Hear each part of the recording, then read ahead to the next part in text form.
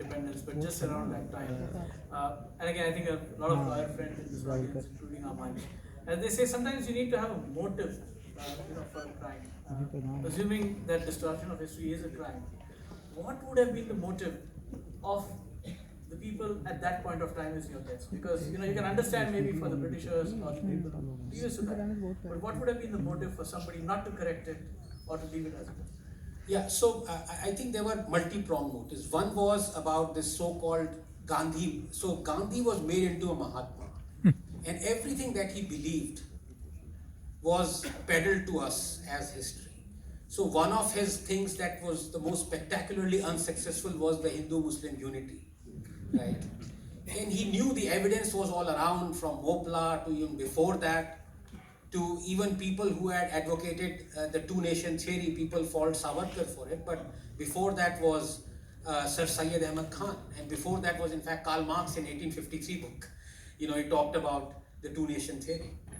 So Gandhi knew that he is wrong, but still he persisted.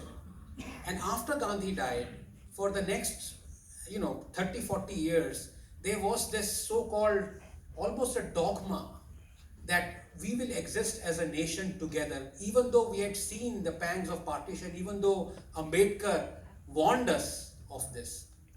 So at the altar of Hindu-Muslim unity, every truth about Islam was hidden. Every truth about what the Islamic leaders said were hidden. When you do that, you not only airbrush your history, you weaken the future generations to act. That is the birth of appeasement. Now, there is a direct correlation. That is when I say that nations don't weaken because of their past. Because nations will always come back. In 1990, 91, our foreign reserves were less than what Sri Lanka's are right now. We had, our foreign reserves right now are around $580 billion.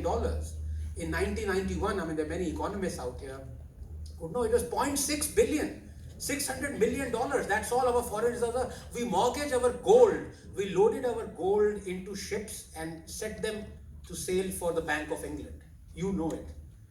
But we are now, 30 years later, we are prosperous. So nations recover, they don't weaken because of their past. But I told you about when people profess those ideologies, when they are taught wrong history, when the history is airbrushed, when they still think all those monsters are actually heroes, that is when they take and implement policies that weaken the nation. So it was, and of course when Congress came, it was complete reign of sycophancy. Nehru, I told you all those things that he banned, jailed editor, none of that new. Of course it was through Nehru's command itself. After that Indira came, emergency. Incidentally, there are a lot of JNU professors who have airbrushed even emergency. There was Khushwant Singh, who said, why I support emergency. Khushwant Singh was the first one to advocate a ban on Salman Rushdie's book.